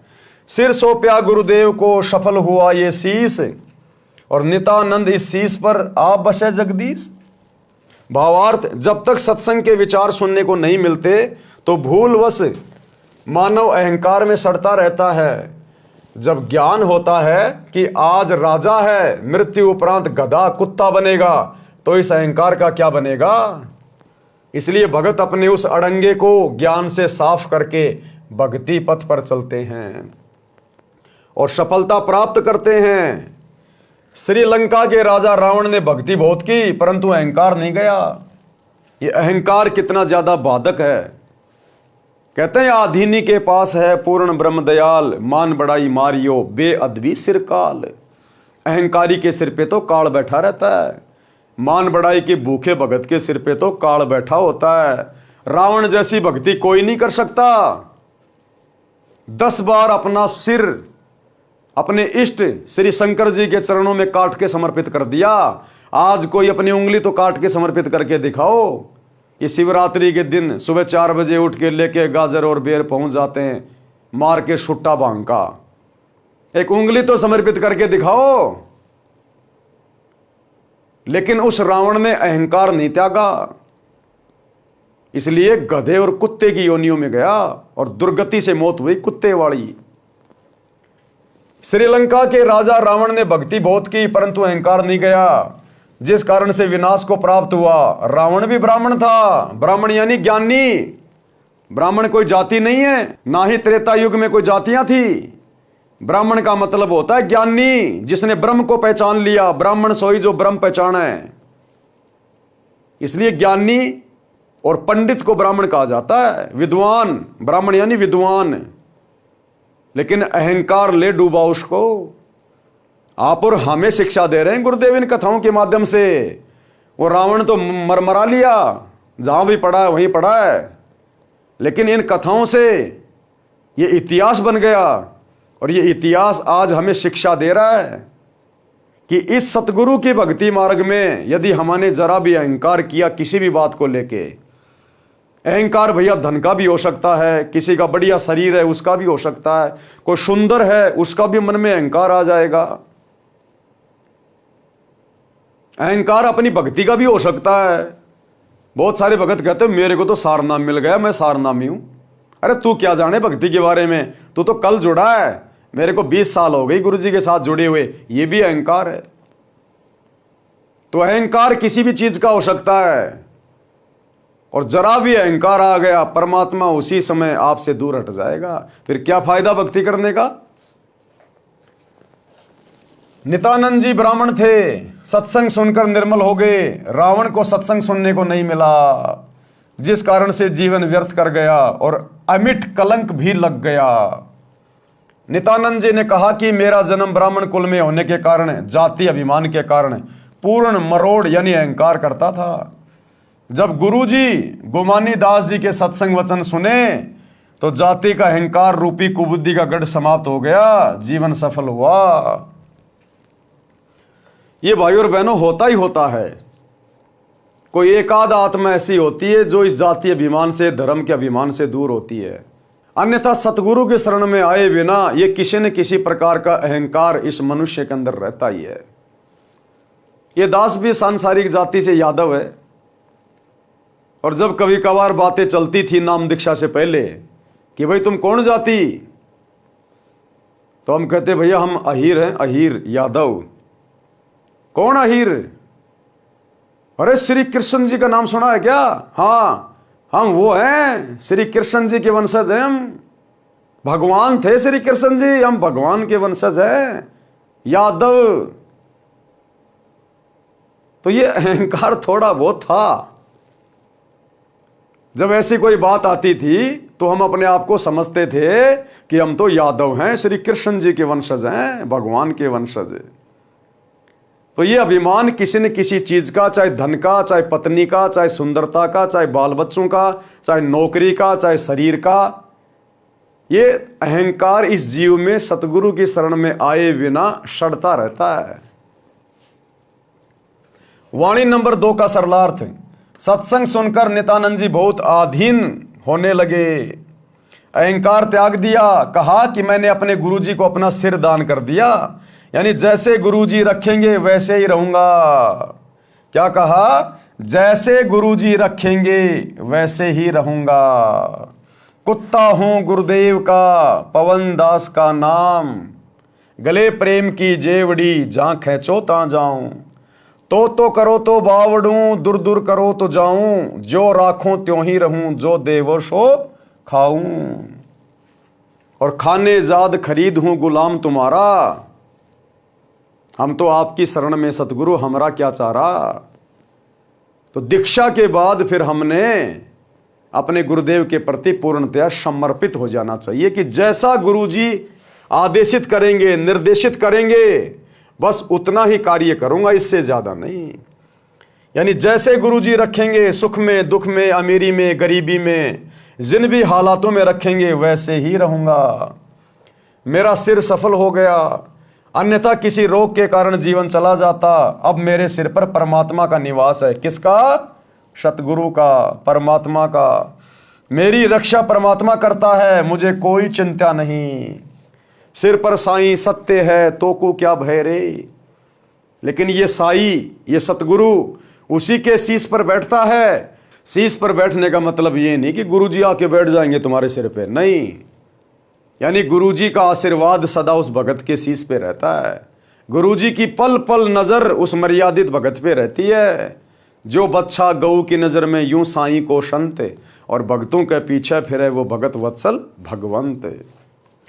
नित्यानंद जी का शब्द, भाई और बात तेरे काम न आवे, संतों शरण लाग रे। के सोवे गफलत में बंदे, जाग जाग नर जाग रे। जाग जाग नर जाग रे। और बात तेरे काम न आवे, संतों शरण लाग रे। कि ये मनुष्य शरीर केवल परमात्मा प्राप्ति के लिए मिला है, ये बकवाद करने के लिए नहीं मिला।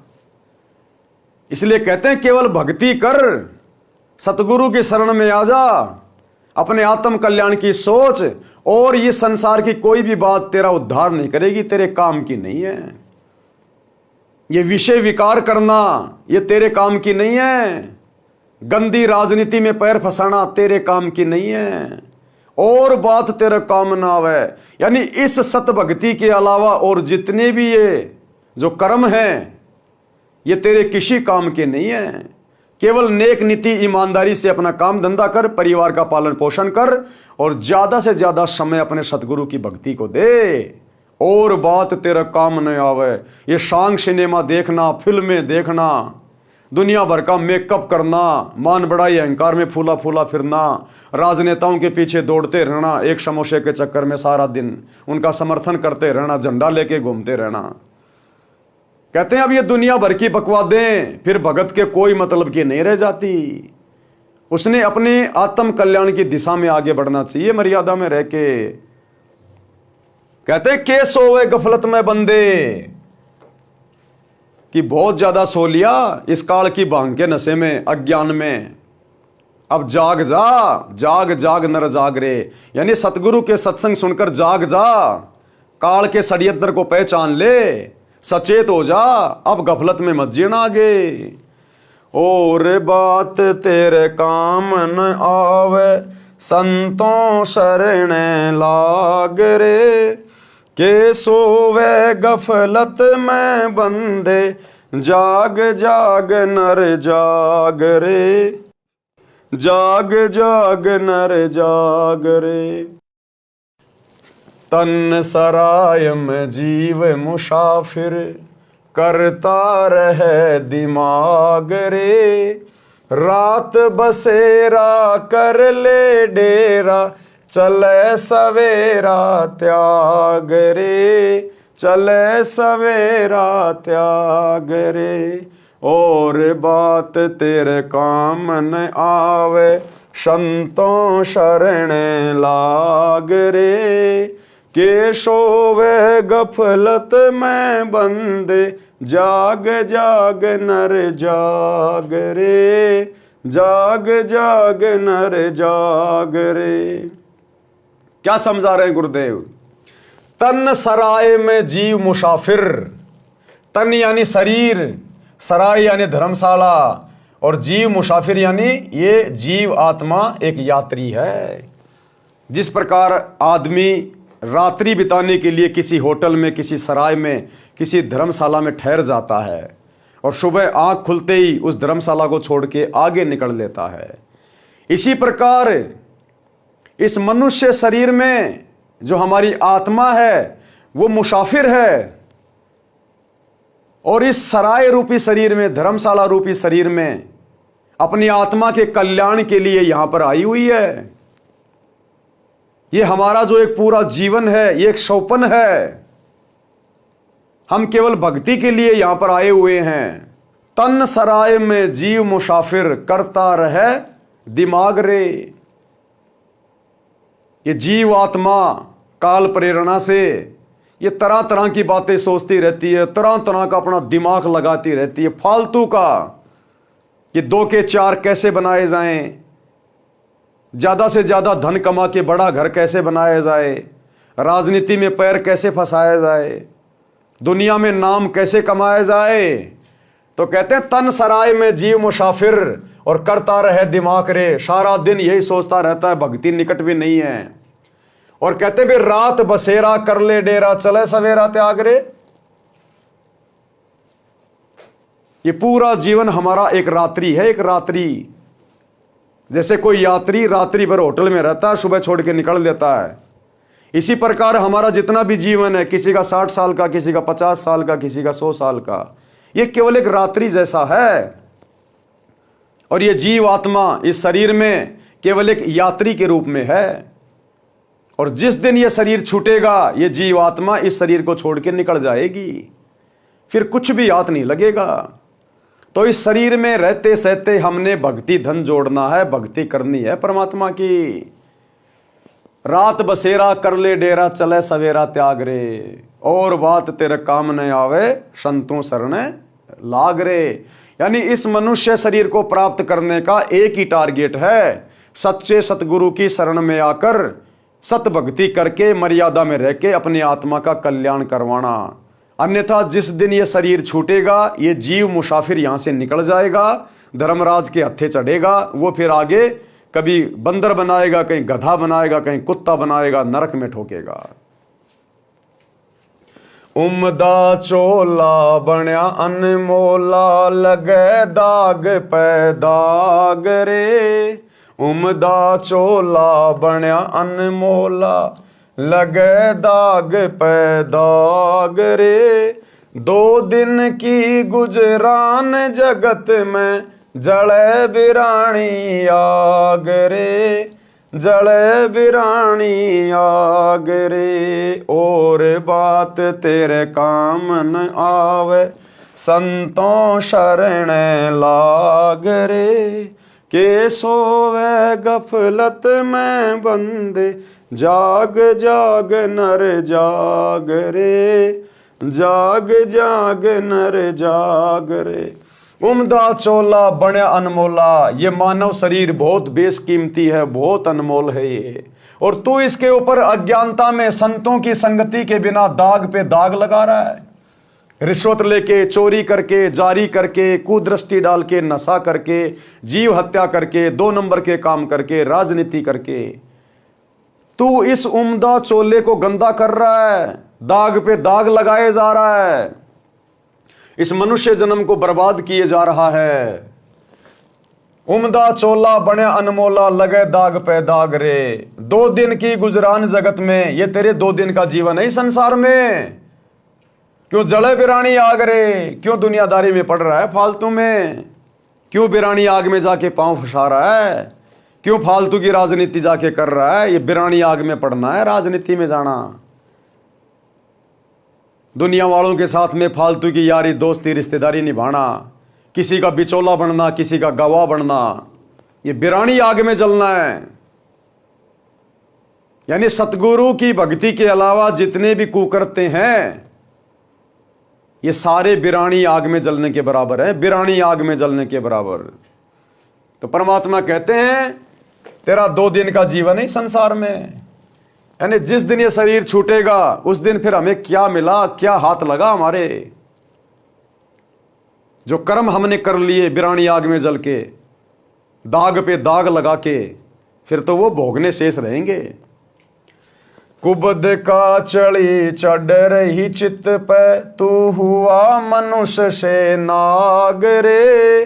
कुबद का चढ़ी चढ़ रही चित पे, तू हुआ मनुष्य से नाग रे। सूझे नहीं सजन सुख सागर, बिना प्रेम बैराग रे, बिना प्रेम बैराग रे। और बात तेरे काम न आवे, संतों शरण लाग रे। के सोवे गफलत में बंदे, जाग जाग नर जाग रे, जाग जाग नर जाग रे। कि भाई नींद से जाग जा, परमात्मा को पहचान ले। काल ने तुझे अज्ञान की भांग पिला रखी है, कुछ चेत जाग। कहते कुबद कहां चढ़ी चढ़ रही चित पर, तू हुआ मनुष्य से नाग रे। ये कुबद कहां चढ़ी है, ये बिरानी आग में जलना, लोगों के साथ में लड़ाई झगड़ा करना, गुस्सा करना, छोटी छोटी बातों पे लड़ मरना, मुकदमे कर देना, रिश्वत ले लेना, भ्रष्टाचारी करना, मिलावट करना, बेवजह किसी को दुखी करना, परेशान करना। ये कुबद कहां चढ़ी चढ़ रही चित पर, तू हुआ मनुष्य नागरे। तू इंसान से सरप बन गया, सरप। बेवजह लोगों को दुखी करता है, परेशान करता है, 2 नंबर के काम करता है, परिवार को भी तू मुसीबत में डाल रहा है। तो कहते हैं कुबद कहां चढ़ी चढ़ रही चित पे, तू हुआ मनुष्य नागरे। यानी जो काम था करने का इस मनुष्य शरीर से, वो तूने किया नहीं और दुनिया भर के उल्टे कर्मों में लग गया। इंसान से तू सांप बन गया, सांप। किसी को भी डसते हुए देर नहीं लगाता, जहां दाव लग जाए वहीं ठग लो, वहीं लूट लो। सूझे नहीं सजन सुख सागर, उस परमपिता परमेश्वर का सुख सागर तुझे दिखाई नहीं दे रहा, तुझे सूझ नहीं रहा। बिना सतगुरु की शरण के अंधा होके बैठा है, बिना प्रेम बैराग रे। सतगुरु से उपदेश लेकर सतगुरु में जब तुम अपना वो प्रेम बढ़ाओगे, जब तुम्हारा वैराग्य बनेगा अपने सतगुरु के प्रति, उसके बिना तुम इसी प्रकार से धक्के खाते रहोगे, यहां भटकते रहोगे, ये मनुष्य जीवन बर्बाद करते रहोगे। भाई हरि सुमरे सो हंस कहावे, काम करो दी कागरे। हर सुमरे सो हंस कहावे, काम करो दी कागरे।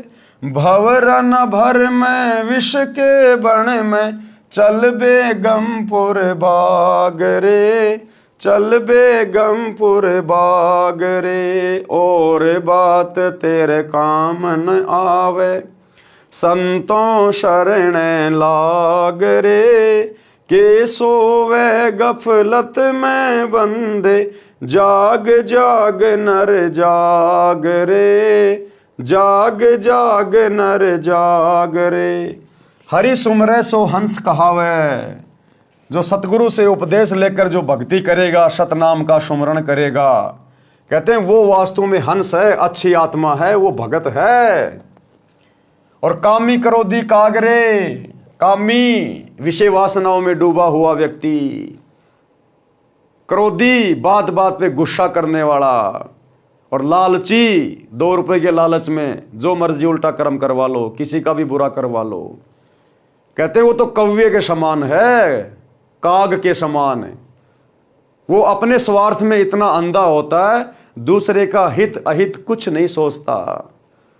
जिस प्रकार काग यानी कौवा किसी भी जानवर की पीठ पे बैठ जाएगा, जहां उसका जख्म हो रहा है, उसका मांस नोच नोच के खाएगा। उस कौवे को उस जानवर की पीड़ा से कोई लेना देना नहीं होता, केवल अपना पेट भरने से मतलब होता है। तो बिना सतगुरु की शरण के आज व्यक्ति इस कदर हो चुका है, उस कौवे की तरह। कोई बड़ा अधिकारी बन गया, दुनिया से रिश्वत ले रहा है, बिना पैसे लिए किसी का काम नहीं कर रहा, दुनिया भर के लोगों की बद्दुआ ले रहा है, हाय ले रहा है, कोई मिलावट कर रहा है, दुनिया मरे तो मरे, खाने की चीज़ों में मिलावट कर रहा है, मसालों में मिलावट कर रहा है, दुनिया मरे तो मरे, बस उसे केवल अपना लोभ लालच दिखाई दे रहा है। तो परमात्मा कहते हैं बिना सतगुरु के शरण के और ज्ञान के इंसान आज क्या बन गया? कौवा। हरि सुमरे सो हंस कहावे, कामी क्रोधी कागरे। और भमरा न भर में विष के बन में, जो अच्छी आत्मा होती है वो कभी भी इस विषय वासनाओं रूपी जंगल में गोते नहीं खाएगी, नहीं भरमेगी। चल बेगमपुर बाग रे, बेगम, बेगम यानी जहां कोई दुख नहीं, कोई गम नहीं। कहते हैं फिर सतगुरु के शरण में आके उस बेगमपुर में चला जाएगा, सतलोक में, जहां पे कोई गम नहीं है। शब्द सैन सतगुरु की पहचानी, पाया अटल सुहाग रे। शब्द सैन सतगुरु की पहचानी, पाया अटल सुहाग रे। नितानंद महबूब गुमानी, परगट पूर्ण भाग रे, परगट पूर्ण भाग रे। और बात तेरे काम न आवे, संतों शरण लाग रे। के सोवे गफलत में बंदे, जाग जाग नर जाग रे, जाग जाग नर जाग रे। शब्द सैन सतगुरु की पहचानी, यानी सतगुरु से सत्संग सुन के हमें वो पॉइंट याद आ गए, ध्यान में आ गए। हम सतगुरु के संकेतों को समझ गए कि बेटा अगर भक्ति नहीं करी, मोक्ष प्राप्त नहीं हुआ तो अगला जन्म तेरा नरक में है। नरक में 84 लाख योनियां भोगेगा, असहनीय कष्ट भोगेगा। तो कहते हैं जो अच्छी आत्मा होती है वो अपने सतगुरु के संकेतों को समझ जाती है कि सतगुरु क्यों आया है, सतगुरु कौन होता है, सतगुरु हमसे क्यों भक्ति करवा रहे हैं, मनुष्य जन्म का टारगेट क्या है। तो कहते हैं शब्द सैन सतगुरु की पहचानी, तो पाया अटल सुहाग रे। तब कहीं जाकर वो परमात्मा मिलेगा, यानी सतलोक में स्थान मिलेगा। और नितानंद महबूब गुमानी, अपने गुरुदेव की वो प्रशंसा कर रहे हैं कि प्रगटे पूर्ण भाग रे, कि मुझ नितानंद का कोई पूर्ण भाग था जो मेरे गुरुदेव भगवान प्रकट हुए। तो भाई और बहनों, आज हमें पता चल रहा है गुरुदेव के तत्व ज्ञान से कि नितानंद के पूर्ण भाग नहीं थे। ये पूर्ण भाग इस वर्तमान कलयुग की बिचली पीढ़ी में उन आत्माओं के होंगे जो आत्माएं इस पूर्ण संत, पूर्ण ब्रह्म परमात्मा की शरण में आ जाएगी। क्योंकि पूर्ण मोक्ष केवल यही सतगुरु प्राप्त करवा सकता है, दूसरा सृष्टि में कोई नहीं है।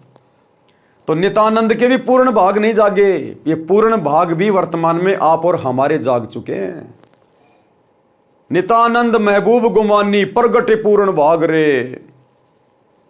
एक छोटा सा सत्संग, विशेष संदेश इसार जेल से आया हुआ। गुरुदेव बता रहे हैं कि तुम्हारा गुरु कौन है, हल्के में मत जियो। गुरुदेव कह रहे हैं उत्तर दक्षिण पूर्व पश्चिम क्यों फिरदा दाने दाने नु, सर्व कला सतगुरु साहिब की हरि आए हरियाणे नु। कि भाई वो परमात्मा गरीबदास जी के समय आया था और भाई आज तुम्हारे सामने प्रत्यक्ष प्रकट है, पहचाने जाए तो पहचान लो कि वो परमात्मा गरीबदास जी के समय आए थे। तो गरीबदास जी के समय कौन आए थे, कौन मिले थे गरीबदास जी को? जिंदा बाबा। कौन जिंदा बाबा? कबीर जी। और गुरुदेव कह रहे हैं कि वो परमात्मा गरीबदास जी के समय आए थे और भाई आज प्रत्यक्ष प्रकट है तुम्हारे सामने, पहचाना जाए तो पहचान लो। तो आज हम भक्तों के सामने प्रत्यक्ष कौन प्रकट है? हमारे गुरुदेव। तो कौन है हमारे गुरुदेव? स्वयं कबीर परमात्मा, जिंदा बाबा। ये छोटा सा सत्संग अगर आंख खुली होगी तो समझ जाओगे, आंख बंद है तो जिंदगी में नहीं समझ पाओगे। सुनिए। तो क्या बताते हैं, उत्तर दक्षिण पूर्व पश्चिम फिरता दाने दाने नो, और सर्व कला सतगुरु साहिब की हरि आए हरियाणे। गरीबदास जी के समय आए थे, रिबारे भाई प्रगट सामने था रे, पहचाने जात पहचान लियो। गरीबदास जी के समय आए थे, रिबारे भाई प्रगट सामने था रे, पहचाने जात पहचान लियो। गरीबदास जी के समय आए थे, रिबारे भाई प्रगट सामने था रे, पहचाने जात पहचान लियो। तो भाई और बहनों, अब यकीन हो जाना चाहिए कि पूर्ण भाग किसके प्रकट हुए, नित्यानंद जी के या आप और हमारे? नित्यानंद जी तो आज भी विष्णु लोक की भक्ति करके जन्म और मरण में हैं, क्योंकि उनका इष्ट ही जन्म मरण में है, श्री विष्णु जी। तो नित्यानंद जी का कैसे जन्म मरण का रोग समाप्त हो जाएगा? ये पूर्ण भाग तो आप और हमारे प्रकट हुए हैं, बड़े सौभाग्य से, गुरुदेव के आशीर्वाद से। तो अब इस परमेश्वर को पहचानने में देरी मत करो। एकमात्र इष्ट पूरी सृष्टि का यही है, जिंदा बाबा कबीर जी, सतगुरु रामपाल जी। इसलिए हम भगत भाई बहन बार बार निवेदन करते हैं, विशेषकर हमारे खुद के भगत भाई बहनों से जो सतलोक आश्रमों से जुड़े हुए हैं, जो अज्ञानता की नींद में सोए पड़े हैं, जून के महीने में कागज के टुकड़े को, उस नकली दाढ़ी मूछ वाली कबीर जी की समझे जाने वाली फोटो को कबीर मान के पूज रहे हैं, कबीर प्रकट दिवस मना रहे हैं, अपने गुरु को हल्के में ले रहे हैं, उन आत्माओं से प्रार्थना है अपने भाग जगा लो, नहीं तो अंत में वही बनेगी जो भक्तिहीन प्राणियों की बनती है। तो क्या कहते हैं, शब्द सैन सतगुरु की पहचानी। तो गुरुदेव ने संकेत कर दिया कि भाई वो गरीबदास जी के समय आए थे और आज तुम्हारे सामने प्रत्यक्ष प्रकट है, पहचान सको तो पहचान लेना। तो ये संकेत करेगा, संकेत। शब्द सैन सतगुरु की पहचानी, पाया अटल सुहाग रे, और नितानंद महबूब गुमानी, प्रगटे पूर्ण भाग रे, और बात तेरे काम ने आवे, संतों शरण लाग रे। वास्तव में यह ऊपर लिखा शब्द कबीर साहिब जी का है, फिर भी हमने ज्ञान प्राप्त करना है। शब्दार्थ, अब गुरुदेव ने इन वाणियों का क्या अर्थ किया है। हे मानव, स्त्री पुरुष परमात्मा की चर्चा व भक्ति के अतिरिक्त अन्य कोई बात यानी चर्चा तेरे काम की नहीं है। आपको तत्व ज्ञान नहीं है, इसलिए मोह ममता व अज्ञानता की नींद में सो रहा है, यानी परमात्मा को भूला है। जाग जाग यानी संभल जा और संतों से सत्संग सुनकर आत्म कल्याण करवा। ये मानव शरीर में जीव ऐसे है जैसे यात्री किसी होटल में कमरा किराए पर लेकर रात्रि व्यतीत करता है और सुबह त्याग कर अपने कार्य पर चल जाता है। इसी प्रकार इस शरीर रूपी होटल में जीव यात्री के समान है। जब मृत्यु का समय आएगा तब सवेरा हो जाएगा। जैसे आदमी रात्रि को शौपन लेता है, शौपन में कहीं घूम रहा, दिल्ली मुंबई में मेट्रो में राजा बन गया, सेठ बन गया, और जब वो सपना टूटा तो सुबह उसी चारपाई पे पड़ा है, मच्छर खा रहे हैं, टूटी फूटी रजाई है। तो इसी प्रकार ये एक जो हमारा जीवन है पूरा, मनुष्य स्त्री या पुरुष का, जितने भी साल हम जीते हैं संस्कारवश, ये केवल एक रात्रि जैसा है, एक रात्रि जैसा एक शौपन है। जिस दिन शरीर टूटा ये सपना टूट गया, वही धर्मराज के दरबार में खड़े होंगे मुंह लटका के। यानी शरीर रूपी सराय यानी होटल को त्यागने का समय हो गया है। आप शरीर त्याग कर भक्ति न करके खाली हाथ जाओगे। मानव शरीर रूपी वस्त्र अनमोल है, उम्दा चोला बण्या अनमोला, लगे दाग पे दाग रे। ये मानव शरीर रूपी वस्त्र अनमोल है। तत्व ज्ञान के अभाव से भक्ति न करके पाप पर पाप करके इस पर दाग लगा रहा है। इस संसार में जीवन अधिक नहीं है। अपने परिवार के पोषण में तथा धन संग्रह करने में जो परेशानी उठा रहा है, पाप करके धन जोड़ रहा है, मृत्यु के पश्चात परिवार तथा संपत्ति धन बेगानी हो जाएगी। इसे जोड़ने में किए पाप तुझे नरक में जलाएंगे। पाप करके दूसरे की यानी बिरानी आग में न जलकर मर। सत्संग सुने बिना पाप पुण्य तथा शिष्टाचार का ज्ञान नहीं होता। मानव शरारती बुद्धि का होता है। मानवता को भूलकर अपनी शक्ति के द्वारा निर्बल को सताकर सर्प वाला कार्य कर रहा है, जो तेरे नाश का कारण बनता है। हे सज्जन पुरुष, ये ज्ञान है जो बिना प्रेम व सच्ची लगन से सत्संग सुने बिना नहीं होता। जो व्यक्ति भक्ति करता है, हरि सुमरे सो हंस कहावे और कामी क्रोधी कागरे। जो व्यक्ति भक्ति करता है तो उसे भगत कहते हैं, यानी हंस पक्षी जैसा अहिंसावादी कहा जाता है। अर्थात भगत किसी को कष्ट नहीं देता। हंस पक्षी भी सरोवर की मछली व कीड़े नहीं खाता, केवल मोती खाता है। काग पक्षी स्वार्थवश जीवित पशु पक्षी का मांस नोच नोच कर खाता है, कष्ट देता है। इसी प्रकार सत्संग न सुनने वाला व्यक्ति अध्यात्म ज्ञान के अभाव से स्वार्थवश अन्य से धन लूटता है, चोरी करता है या अन्य कष्ट देता है, जो पाप है। हे जीव रूपी भंवरा, विषय विकारों काम क्रोध मोह लोभ रूपी विष के वन में न भटक। ये काल लोक तो कष्ट का घर है, उस बिना कष्ट वाले सतलोक में चल, वह सुखदायक है। चल बेगमपुर बाग रे, भंवरा न भर में विष के वन में, चल बेगमपुर बाग रे। नित्यानंद जी ने कहा है कि मैंने अपने गुरु जी का सत्संग सुना, शब्द सैन सतगुरु की पहचानी, पाया अटल सुहाग रे। नित्यानंद जी ने कहा कि मैंने अपने गुरु जी का सत्संग सुना और उनका संकेत समझ गया जो ऊपर बताया है, अपना जीवन धन्य कर लिया। इसी प्रकार हम भगत भाई बहनों ने भी गुरुदेव का संकेत समझकर कि भैया वो परमात्मा गरीबदास जी के समय आए थे और आज तुम्हारे सामने प्रत्यक्ष प्रकट है, पहचान सको तो पहचान लो। नित्यानंद जी ने कहा कि मैंने अपने गुरुजी का सत्संग सुना और उनका संकेत समझ गया जो ऊपर बताया है, अपना जीवन धन्य कर लिया। मुझे मेरे प्यारे महबूब गुरु गोमानी दास जी मिले, ये मेरा कोई पूर्व जन्म का सौभाग्य था।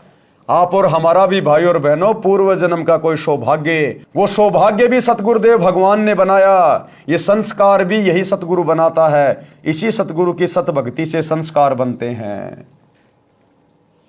शब्द तो भाई और बहनों, आज के वीडियो में हम केवल इतना ही लेंगे। कल रात्रि 8 बजे सभी भाई बहन गुरुदेव भगवान के आशीर्वाद से फिर से लाइव जुड़ेंगे। अगले वीडियो में गुरुदेव भगवान इस शब्द के माध्यम से हमें क्या शिक्षा दे रहे हैं कि तन मन शीस ईस अपने पे, पहलम चोट चढ़ावे जब कोई राम भगत गति पावे। तो शीस तो भैया उस समय चढ़ाएंगे जब इष्ट का पता चलेगा कि वास्तव में मेरा इष्ट कौन है। तो इस शब्द पे हम कल रात्रि 8 बजे गुरुदेव के आशीर्वाद से बढ़ेंगे। तब तक गुरुदेव भगवान हम सबको आज्ञा दे, इजाजत दे, सद्बुद्धि दे, आशीर्वाद दे। बंदी छोड़ सतगुरु रामपाल जी भगवान की जय हो।